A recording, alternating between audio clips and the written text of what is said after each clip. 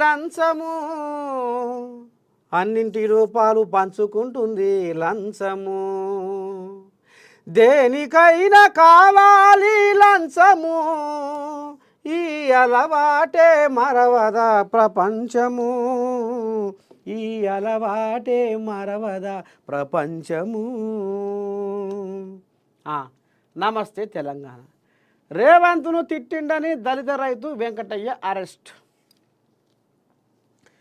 ఇక వీళ్ళు సొకంపూసలు టీఆర్ఎస్ భవన్లో పిలిపించి అన్నీ ఎక్క చెప్పి నేర్పి చేసి అన్నీ ఏదేదో చేసి నిలమన పెద్ద రాద్దంతా జరిగే కదా.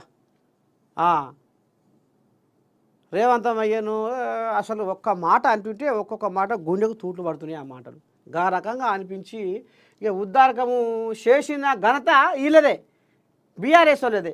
మళ్ళీ ఇప్పుడు ఏదో రేవంత్ను తిట్టిండని దళిత రైతు వెంకటయ్య అరెస్టు. అన్నం పల్లెం గుంజేసి ఎందుకంటే ఇప్పుడు ఈ కోళ్ళ దగ్గరకి ఇది చాలా అవసరం కదా ఇప్పుడు.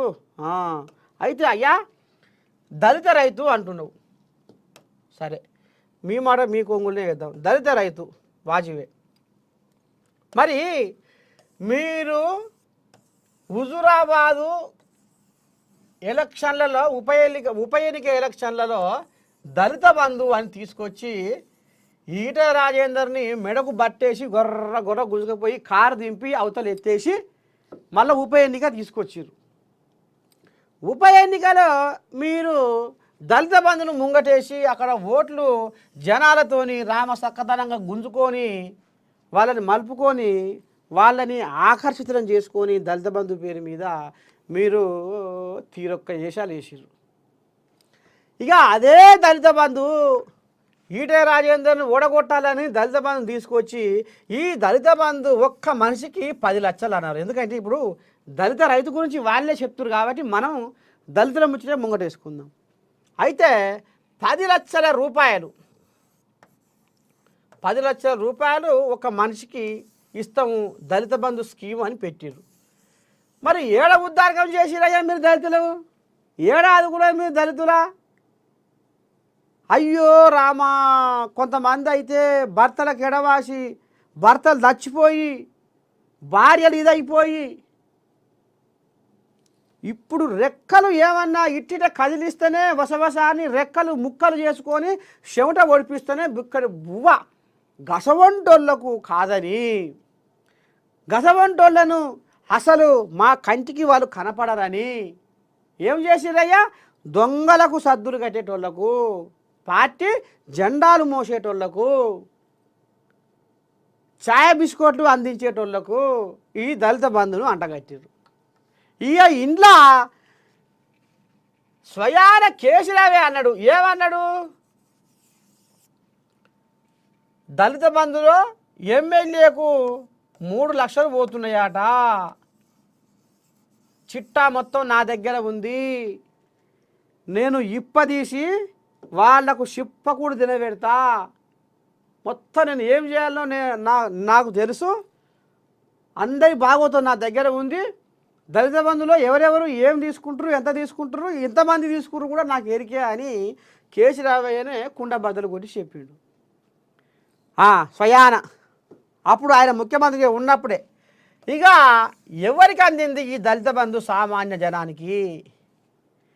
ఎమ్మెల్యేకు 3 లక్షలు, షోటా మోటా నాయకులకు 1 లక్ష. ఇక ఇంట్లో మళ్ళా ఎవరైతే లబ్ధిదారులు ఉంటాడో లబ్ధిదారునికి షోటా మోటా నాయకులకు ఇంకో ఆయన ఉంటాడు, ఆయన జర్రంతా ఇక అటు ఇటు కాకుండా ఉంటాడు. నీకెందుకు, నేను పోతున్నా నీకు అంత కథ నడుస్తుంది, లేకపోతే నీ పని కాదు. ఏ పాపం రైతుకి ఏమెరక, ఆయనకి ఏమెరక, ఆయనకి ఊరు దాటి తంగేళ్ళు తెలివి, బావి ఇల్లు తప్ప. ఇక వీళ్ళు కన్న వేషాలు పడి ఈ రకంగా చేసి ఇక ఆయనకు 3 లక్షలు, ఈయనకు 1 లక్ష, ఆయనకు 1 లక్ష, ఆయనకు 1 లక్ష. ఇక ఈకలు తోకలు తీస్తే ఆఖరికి వస్తా రకాల ఈయనకు వచ్చేది 3 లక్షల చిల్లర వస్తాయి అంతే. ఇక 3 లక్షల చిల్లర. ఇక ఇది మరి దళితులకు వీళ్ళు ఏం న్యాయం చేసిర్రు? దళిత బంధు పేరు మీద దగా చేసిర్రు, మోసం చేసిర్రు. సర్పంచులకు ఎంపీటీసీలకు నేను ఇప్పుడు కూడా రుజువు చేస్తా. చౌటుప్పల్ ఇలాకలో ఒక ఊళ్ళే ఎంపీటీసీ డబ్బులు తీసుకుని దళితమని డబ్బులు తీసుకుని ఒక ఎంపీటీసీ ఆ ఊళ్ళే అన్నమో రామచంద్ర అని పొట్ట చేత పట్టుకొని అడింబాట పట్టి దేవుడా నారాయణ అని పాపం పబ్బతి పట్టే దళితులు నిరుపేదలు అసవంటున్నాం కాదని ఒక ఎంపీటీసీ తీసుకున్నాడు. నేను చూసిన స్వయాన, నేను పోయినా ఆ ఊరికి చౌటుప్పల్ ఇలాకల. దీని మీద ఎవరైనా చర్చకు వస్తే నేను సిద్ధం.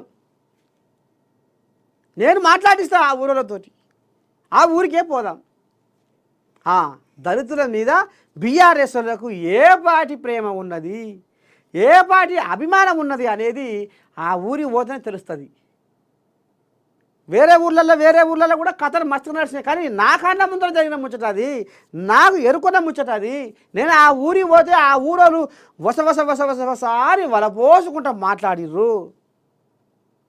ఉన్నాడేమో పని మీద జరిగింది ఆ కథ. ఇగో ఇది ఈ రకంగా వీళ్ళు దళిత బంధు పేరు మీద దీన్ని దగా బంద్ చేసి ఇవాళ పాపము ఈ దళితుల ఉసురు పంచుకున్న చరిత్ర బీఆర్ఎస్ ఉన్నది కాదా. మళ్ళీ ఇప్పుడు దళిత బంధు అది దళితుని తిట్టిండు.